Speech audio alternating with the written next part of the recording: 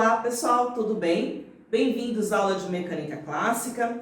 Vamos dar uma relembrada um pouquinho, né? Não sei se vocês perceberam que até agora o que a gente estudou, nós estávamos falando sempre sobre uma partícula, né? Que sofria um momento angular, que fazia um movimento linear, né? O que fazia a conservação de energia. Era sempre uma partícula que saía de um ponto e ia até outro ponto, certo? Mas o que vai acontecer se nós tivermos não somente uma partícula, mas tivermos um sistema de partículas, né? O que vai acontecer com a conservação de energia desse sistema de partículas?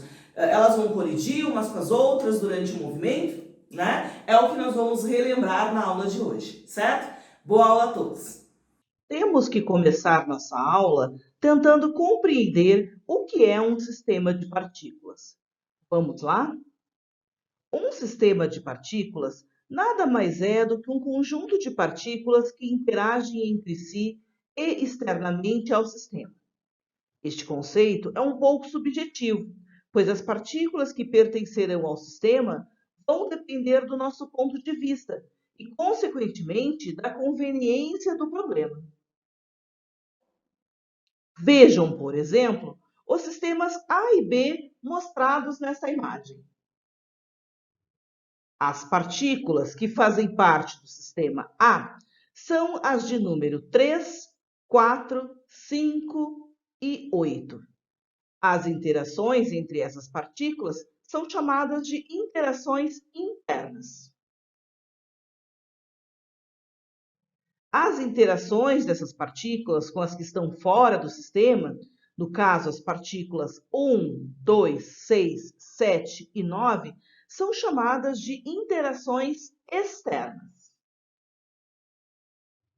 Já no sistema B, as interações internas são entre as partículas 1, 2, 3, 5 e 6.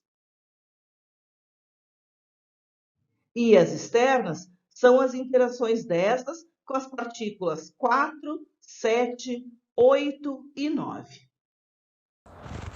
Então, pessoal, de uma maneira geral, a força resultante que atua sobre a partícula I de um sistema que tenha N partículas vai ser dado por essa equação, tá? Então, a força sobre essa partícula será o somatório, né, de N partículas presentes, né, sendo que J é igual a 1 ou diferente de 1, tá?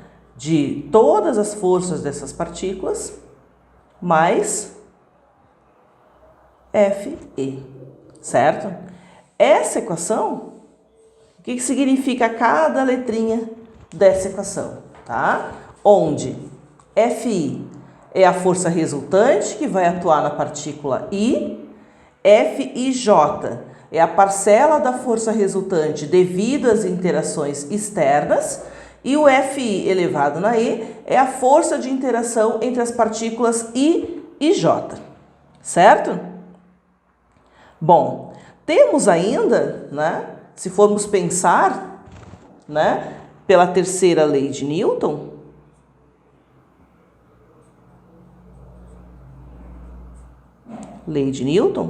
que a F e J é igual a menos a F JI, né? E, obviamente, né, a F e I é igual a zero, certo? Então, essas são as relações iniciais que a gente tem que saber sobre esse sistema de partículas. Vamos entender agora o que acontece com os princípios de conservação em um sistema de partículas? Vamos começar pelo momento linear. Sabemos que a quantidade de momento linear de um sistema de partículas é dado, né, o momento total, né?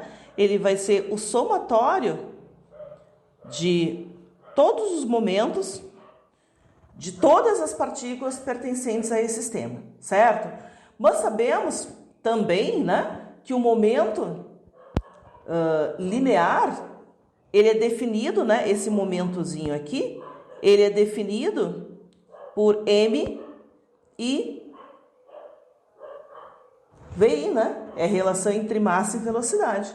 Logo, essa equaçãozinha, ela pode ser escrita dessa forma, né?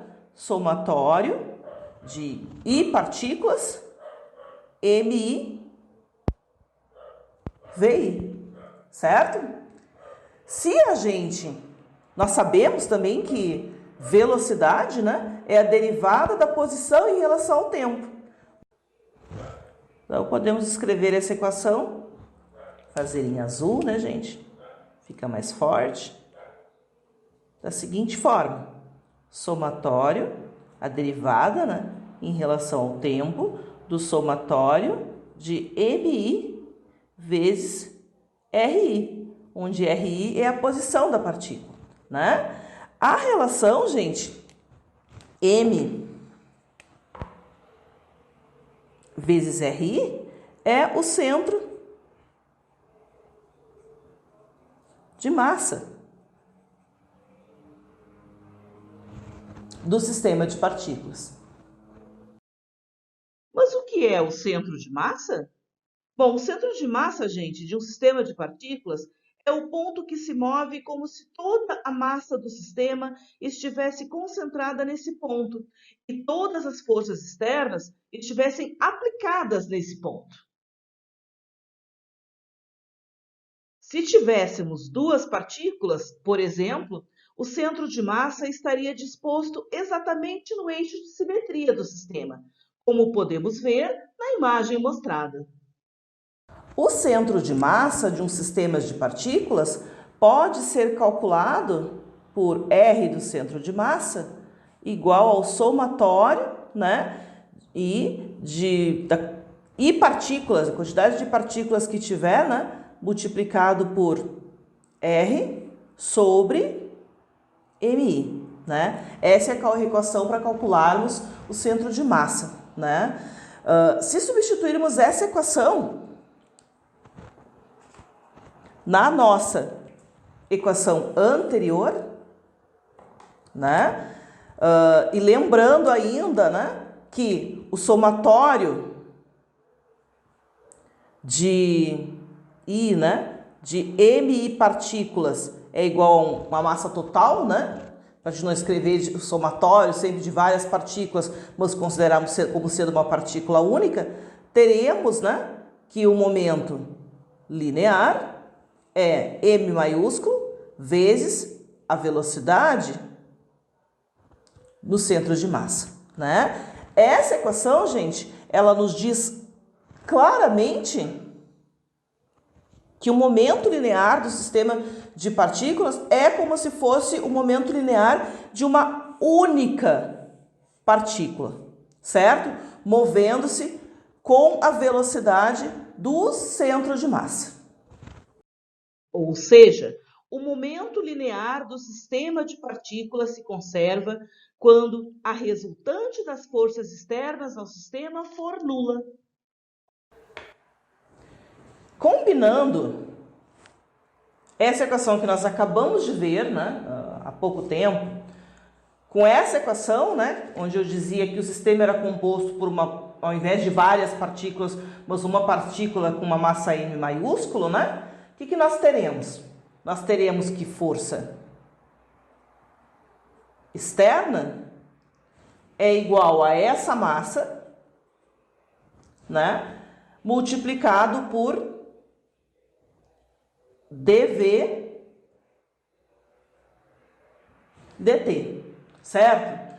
E essa equação, ela possui aplicações importantes. Bom, e quanto à condição para a conservação do momento linear do sistema de partículas?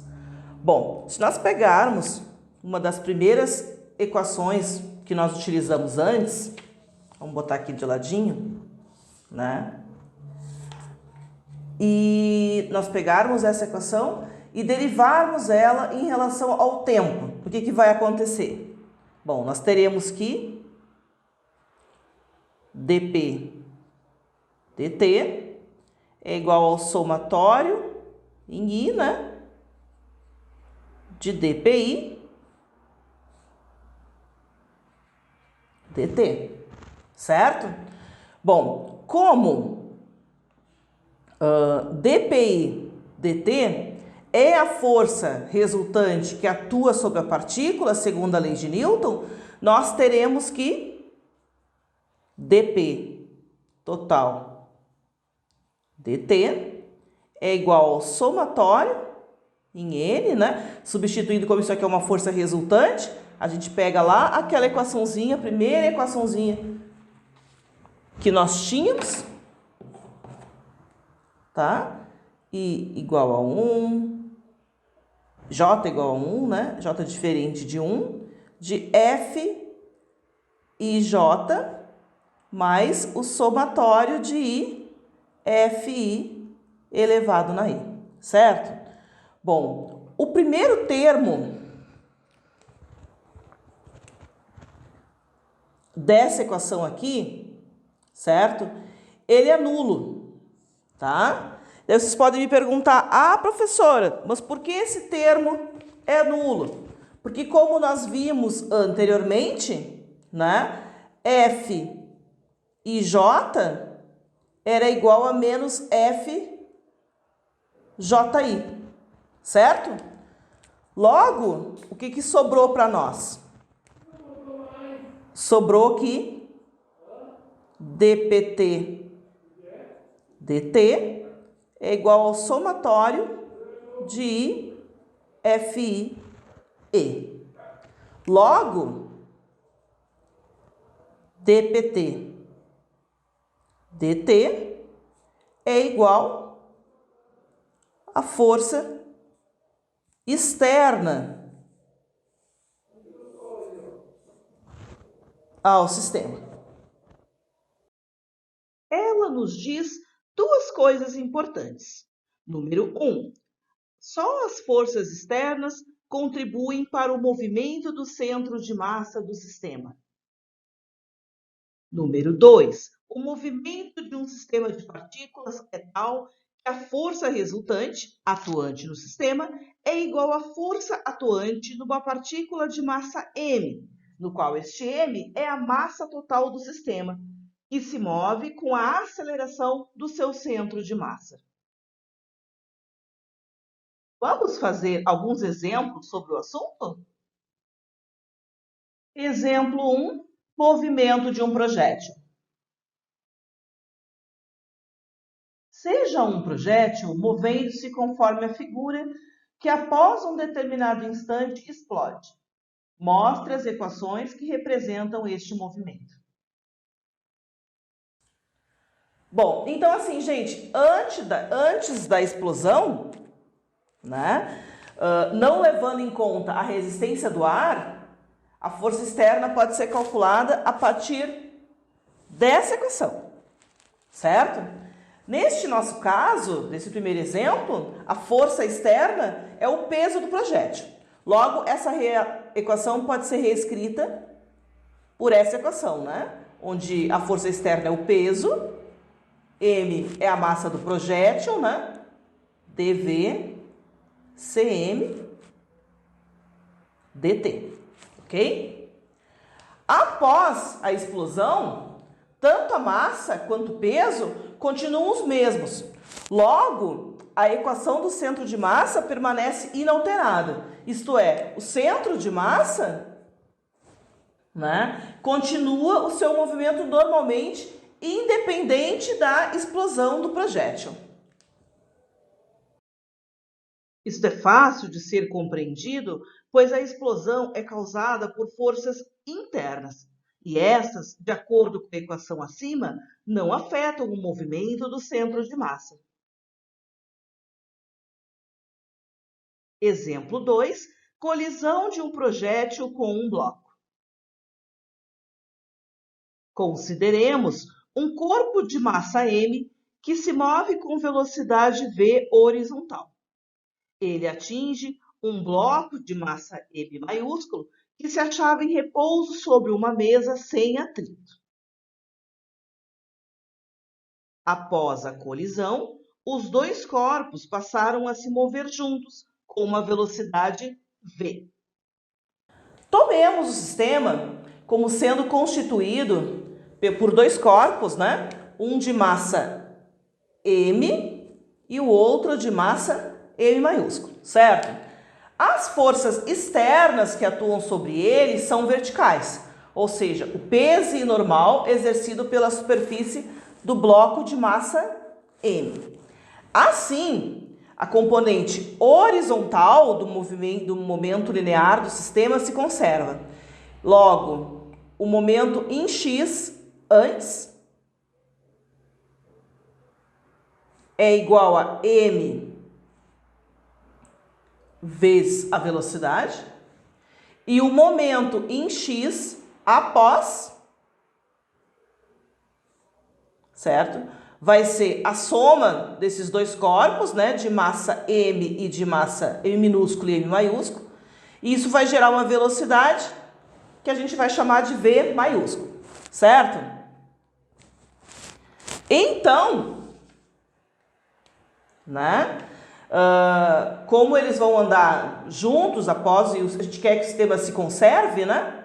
M vezes V no início vai ser igual a M mais M vezes a velocidade no fim, certo? Se a gente quiser isolar este V, teremos que V vai ser M sobre M mais M, né? Vezes o Vzinho, tá? E o que essa equação, ela nos diz? Bom, essa equação, né? Essa equaçãozinha aqui, ela nos diz que quanto maior for o valor de m, menor será o valor dessa velocidade v. E a energia, neste caso, se conserva? Bom, primeiramente podemos dizer que o exemplo acima é um problema de colisão.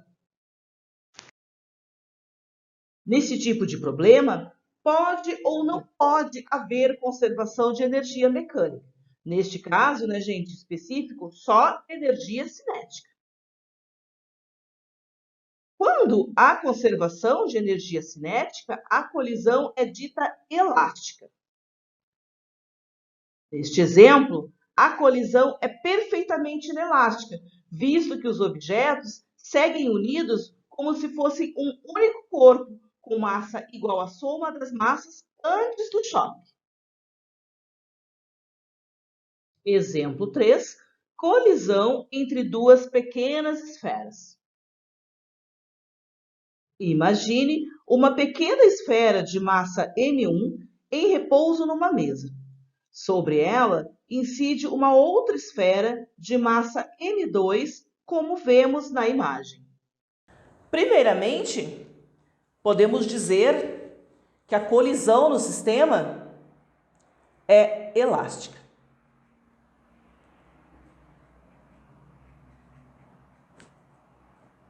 É elástica, certo?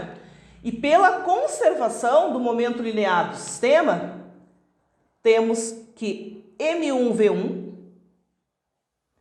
é igual a M1V1' mais M2V2', tá? Só que a gente tem que lembrar que essa equação é válida, tá? Pois a força externa é nula, certo?